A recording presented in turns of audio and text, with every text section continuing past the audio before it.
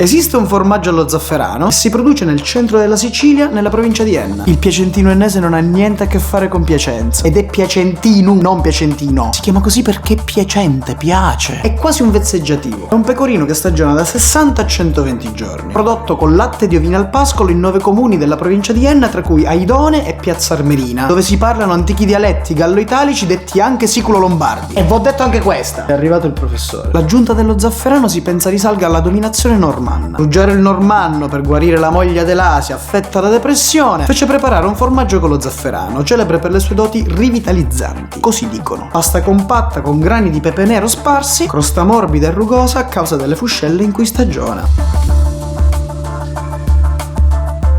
Annusazio. No! È caduto il pepe. Nota dominante di pecora con accompagnamento speziato. Chissà roba seria. Assaggiazione. Yeah! La crosta si può mangiare.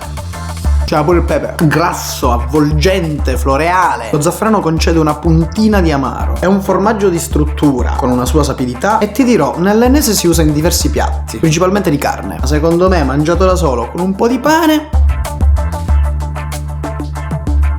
non ho altro da aggiungere. Però me lo finisco.